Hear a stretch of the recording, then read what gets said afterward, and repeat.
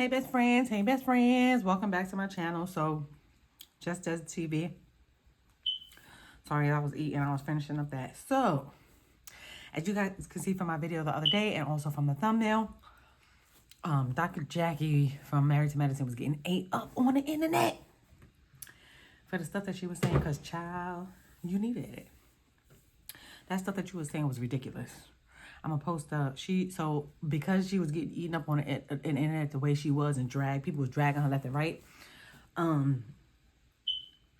She came back and made a rebuttal. So y'all know I gotta come and read it to y'all because it's full of malarkey. But I'm gonna post it up here so y'all could read along. Pause the video, read it yourself, however you want to do it. Read it, but I just feel like it's full of malarkey. So I'm gonna read it, and y'all let me know in the comments what you think, if you agree with me or not, or like the video if you agree with me or not, because I think she's full of it. So she wrote this statement. Recently, a clip from a nearly 2-hour video was taken out of context to make it appear that I somehow take lightly what I have advocated for concerning the devastating problem facing the Black maternal health crisis. It has been my life's work to highlight and attempt to rectify the issues that devastatingly impact Black maternal mothers versus our counterparts. As a physician, I educate my patients every day to be their own best health advocate. As we continue to face medical mistreatment and gaslighting, my intention was to my intention with the broader conversation was to ensure patients enter their pregnancies armed with the information and tools to effectively communicate their needs with their doctors to ensure a positive outcome. The reason I became an OBGYN is because growing up, I saw such a lack of diversity amongst medical professionals and was determined to be part of the change. Yesterday, today, and tomorrow. I will continue to fight for the lives of Black mothers and babies. Dr. Jacqueline Waters. All right, so you guys now heard her rebuttal.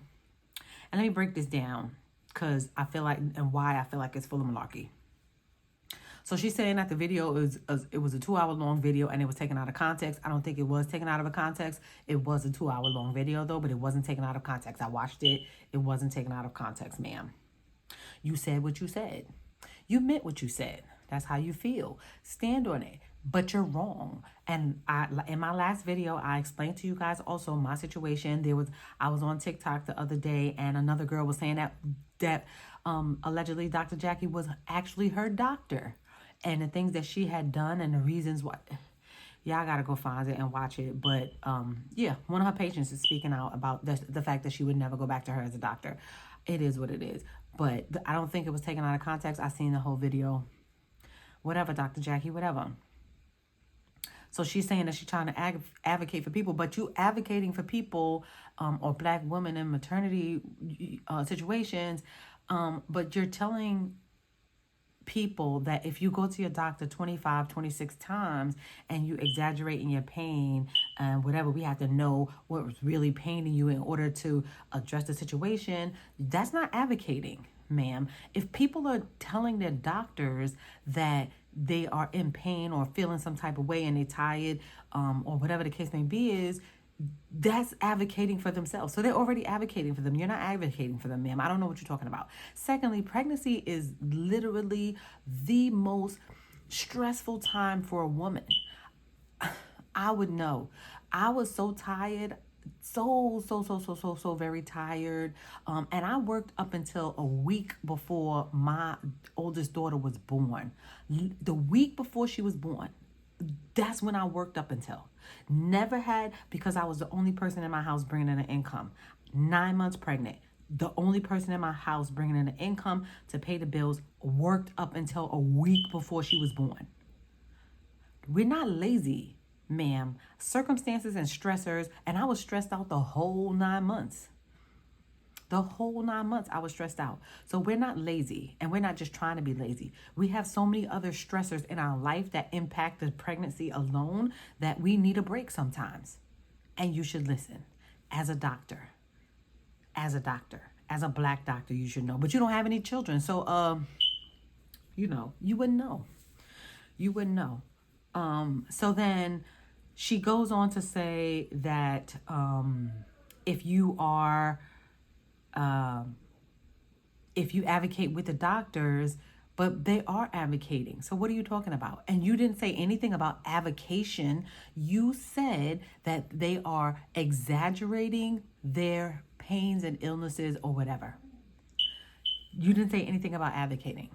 That's what you said. You said exaggerating pains and illnesses. And I already spoke in my last video explaining to you guys that we are our only advocates, correct? But we have to exaggerate sometimes our pain or whatever the case may be, is because they don't believe us in the beginning. Now I can see if the playing field was even, but the playing field is not even. So we have to do X, Y, and Z because they don't believe us when we walk through the door. So I don't understand what you're saying. And this is not an apology. Not once did she say she apologized for what she said. Not once did she say, I sympathize with people who have had certain experiences, but I wasn't talking to you. Like, this is like a slap in the face. This was just addressing whatever the case may be. This was like a slap in the face. Like, ma'am, I think you should just go have several seats. And get off of Married to Medicine, stay out of the news. I don't think anybody should go you can literally see that, like, reading this, you can hear the tone of her voice when she wrote it. Like, you're not sorry, you're not apologizing, but again, we don't know if they're going to hold her accountable. I don't think they're going to hold her accountable. I definitely don't think the people who's on that network is going to hold her accountable. I don't think they're going to hold her accountable, but I feel like she does need to be held accountable. I mean, but that is what it is. So I don't know. Y'all let me know how y'all feel about the whole situation when y'all, in the comments. Let's chat about it in the comments below. I will do respond to the comments. So just drop me a verb and I will respond. Let's move on. So now we're going to move into Vin Diesel. So apparently Vin Diesel's assistant back in 2012 was allegedly assaulted by him or whatever. And she is, she's accusing him of touching his goodies, making her touch his goodies. So what do y'all think about that? Now I'm sitting here like, oh my gosh, he has Paul Walker's daughter, and he has his own child, and he's like a favorite in our eyes because his image was so clean. So what do you guys think about this in 2012? That was like over 10 years ago. What do you guys think of it? Drop in the comments and let me know. That was a brief one. I'll put the clip up. And yeah, this is terrible. I don't know. All these stories is coming out. The industry is in an uproar right now. I'm going to keep reporting it though. The industry is in an uproar. So then we want to talk about Akbar V. So you guys know when a Cardi situation hit the internet, Akbar V came and responded, and then she, ended up coming back to the internet to respond because, to say that her daughter was in a hospital, and people assume that was her karma for responding to Cardi B. I don't believe that. I just feel like circumstances happen. And then she got on the internet recently and was saying, she didn't initially disclose what was going on with her daughter, but then the other day she got on the internet and she was like, her daughter's doing okay, thank God, let's pray for her child, make sure that baby is okay. But she got on and said that her daughter had like a brain bleed, and her mom recently, passed away for aneurysm in her brain. But she's fighting, the baby is fighting through it. So I'm hoping that, I'm wishing well wishes to Akbar V and her daughter. And I'm going to play the video of, at the end of this segment of her discussing what's going on with her daughter. And hopefully that everything will be, she comes out on the other side of this okay. Her daughter, I think, is like 12 or 13. So we definitely don't want to say that that's her karma. That's not nice.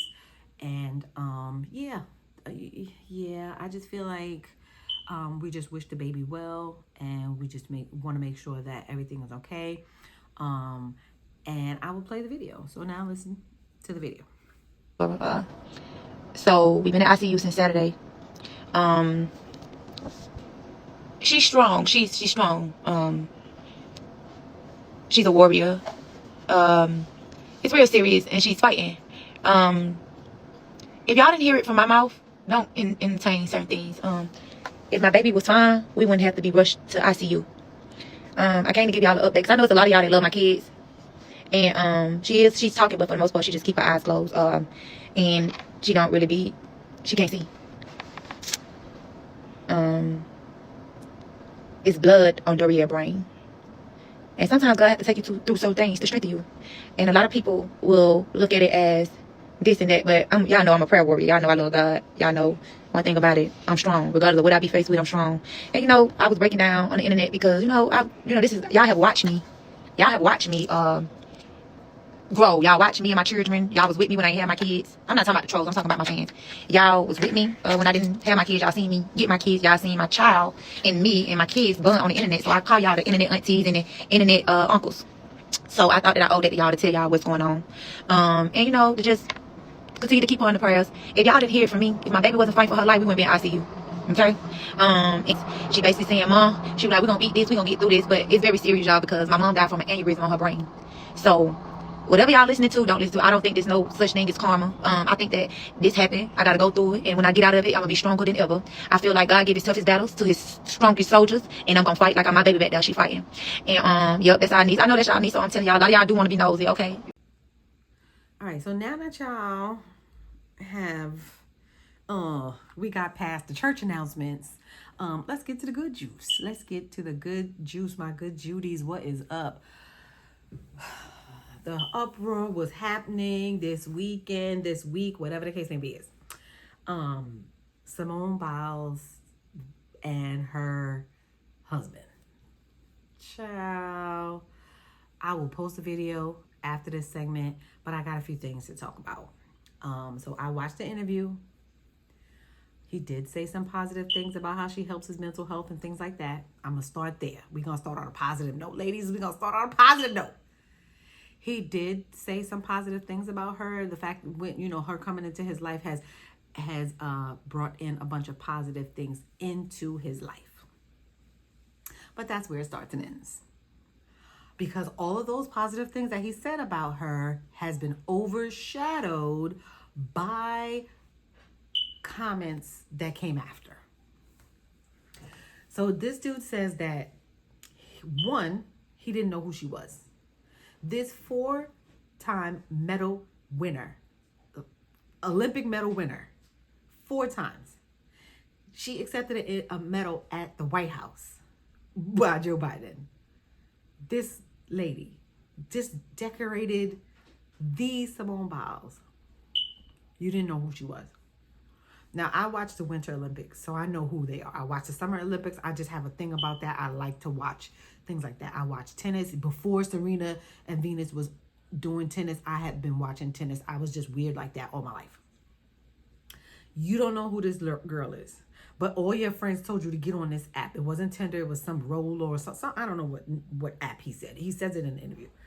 But all your friends tell you to get on this app, and you don't know who this girl is when she pops up. Right? So that was number 1. Number 2, he's like, oh, she DM'd me, and then I had all of these Instagram likes on my, on my Instagram page and stuff like that, but she DM'd me. Now she's sitting here smiling from cheek to cheek, glowing, because she is matized, matized. And she's smiling. I'ma see. She in love, girl. She in love. I'm gonna post the picture. She in love with this dude. And worships the ground he walks on. He is up and down her timeline. We didn't even know his name. We didn't know his name. We didn't know who he was. I didn't even know he played for the Green Bay Packers until this interview came out. And I had to look him up. I didn't know he played for the Green Bay Packers. So, she's in love. Now, he's saying he don't know who she is. And she's sitting there grinning from cheek to cheek. Thirdly, he says that she drove 45 minutes to him. So all of this anyway, I'll get to that after the fact. So she drove 45 minutes to get to him. And then finally, when they hung out, they had a good time. They enjoyed each other's company, and it's all smooth sailing from there, right? He also stated that he was not ready. He's his third year in college. He's not ready. He didn't know he was, ready, and all of this and all of that stuff like that. Now, God always says you never know when you're ready until you're ready, and you'll know when the person shows up. So I do give him that, but he didn't use that line. He used that to further blemish her. Anyway, it is what it is. She's smitten by him. You like it. I love it, girl. It's your poison that you got to drink and sip and live with until you don't have to live with it anymore. But those are all the comments that he made in this video. Now these guys is all kiki cat chuckling in the background to his face, knowing that he capping, and still let him carry on. One of the guys in the interview even said, "I'm gonna let you continue." That right there, brother, should have told you that this dude knew you was capping.